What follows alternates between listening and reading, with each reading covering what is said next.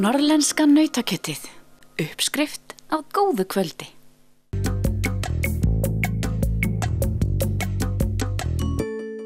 Á verkstæðinu á samgönguminjasafninu á Ystafelli stendur bíll kenndur við Kristneshæli í Eyjafirði.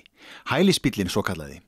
Unnið hefur verið að því að gera hann upp síðan 2011 en nú sér fyrir endan á verkinu og því kíktum við í heimsókn til að berja gripinn augum. Þessi bíll var keyptur 1947 fyrir Kristneshæli eða Kristneshæli kaupir hann og veturinn 47-8 þá var byggt yfir hann á Akureyri. Grímur Valdimarsson byggir yfir hann og hann er klár til notkunar 18. maí 1948. Þá fer hann í skoðun. Svona bílar, þeir komu hráir á þessum tíma til landsins. Já, þá voru yfirleitt bara keyptir, kallar opnir eða húslausir og bara framendin og grindin. Það voru svona gangfærir, þannig að það var allt í þeim þannig. Og svo byggt yfir og bara það sem að menn vildu, hvort sem var einfalt hús með vörubílspalli eða 2- eða 3-falt hús eða jafnvel rútur. Og þessi hérna, hann er byggður dálítið breiður. Þú til að segja hvernig frá því af hverju? Þetta var, ég veit ekki hvort það er að segja lenska, en þetta var gert við alla bílana. Þeir voru breikkaðir til þess bara að koma fleiri farþegum í þá. Hvað er hann skráður fyrir marga svona bíl? Þessi er skráður fyrir 10,5 farþega. Það er svolítið sérstakt. Ég hef aldrei séð það fyrir að síðar að bíl er skráður fyrir 10,5 eða hálfan farþega. Nei, hvernig er þessi hálfi farþegi, spyr maður sig? Já, ég veit ekki alveg hvernig þeir líta út. En það á sér skýringu því að, það sem ég held, og þegar ég fór að smíða sætin í hann, þá komst ég að því að þau eru öll, það er gert ráð fyrir 40 cm fyrir hvern farþega og það eru 2 metrar aftast í bekkurinn og svo eru 2 stólar sem eru 80 cm. Þannig að það voru komnir 9 og svo fremsta sætið hægra megin það er 60 cm. Og þá er bara skoðunarmaðurinn greinilega reiknað út að þarna var 1,5 farþegi. Þegar þú byrjar að gera þennan bíl upp, þá er hann nú ekki í neitt sérstöku ásigkomulagi? Nei, hann var frekar dapur. Hvenær er það sem þú byrjar að gera hann upp? Við fengum húsið, afgangir á honum í ágúst 2010 og settum húsið þá hérna inn og vorum svona bara að skoða það og kannski telja ykkur kjark. En byrjum að vinna í honum í desember 2011. Þá hérna tókum við aðra grind og settum hérna inn og fórum að vinna í henni. Ég og Jón Helgi Sigurðsson frá Húsavík, hann var að vinna hérna hjá mér þá. Er mikið á honum sem að er, úr upprunalega bílnum? Já, ég myndi segja svona, kannski 30% af timbrinu. Talsvert af klæðningunni, járnklæðningunni á húsinu er upphaflegt.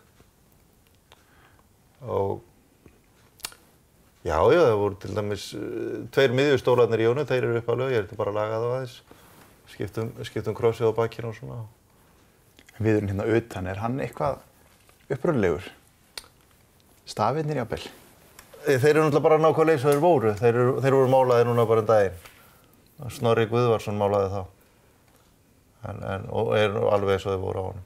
Til hvers var bíllinn svo notaður, einna helst? Hann bara í alla aðdrætti fyrir hælið.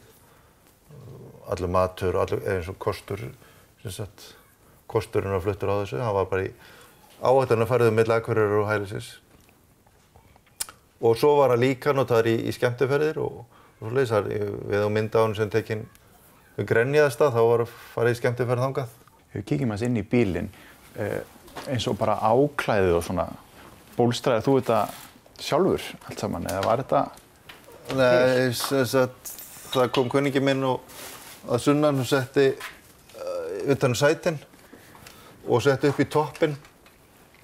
En ég setti sjálfur utan allar plöturnar. Það er milli 40 og 50 plötur innan í bílnum, svona krossiðaplötur. Sumar málaðar og sumar klæddar með áklæði. Ég setti utan þær, sko. En eins og mælaborðið og stýrið og var þetta í góðu standi? Nei. Ég sprautaði stýrið og setti svona viðaráferð eða stundum kallað marmaráferð og stýrið var náttúrulega bara mjög vel lélegt sko, illa farið og ég málaði það upp á nýtt. En svona ljósin á bílnum almennt, eru þau ný, eins og stefnuljós og framljós? Já, ég fékk það auðvitað. Eina sem vantar í þennan bíl núna er, ef þú minnist á ljós, það eru inniljósin sem vantar í hann. Ég á bara eitt, það voru 2. Ég get fengið alls konar inniljós, sko, mér langar bara að séu það eins og þau voru. Hvernig með að fá varahluti í svona bíl? Er það eitthvað hægt? Þannig að farið ekkert enga varahluti í það sem var smíðað á Íslandi. Það var bara smíðað það aftur, sko. En hérna í undirvagninn og það er hægt að fá það. Það er til dæmis, ég keypti nýtt rafkerfi og svona, þú veist. Það var auðvelt að fá í þessar árgerðir, sko, þetta 47 módel og það er svona, það sem maður kannski má segja í tísku, sko. Það er framleitt í þá núna og mikið verið að gera upp á þessu bílum. Nú talar að þú þurfur að smíða þetta sjálfur. Hvað hefurðu til hliðsjónar þegar þú ert að smíða svona hluti? Það tekur bara gamla hlutinu úr og kóperar hann. En það var þessu sumstaðar dálítið vont í þessum því að þá sumarspýturnar voru bara horfnar.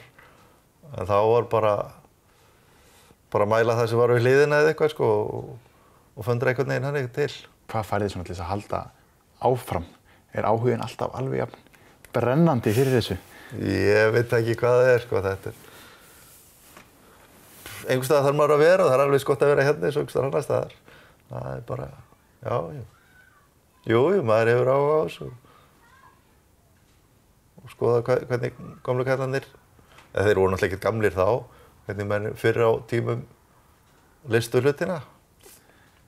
En það lítur nú að vera ótrúleg tilfinning að sjá svona verkefni klárast þegar bíllinn fer hérna út úr skúrnum. Já, það er gaman. Það er ekki þetta neitt að því. Það verður hátíð hér á bæ? Já, það getur alveg verið að baka bönsur eða eitthvað, sko. Aldrei að vita. Norðlenska nautakjötið. Uppskrift af góðu kvöldi.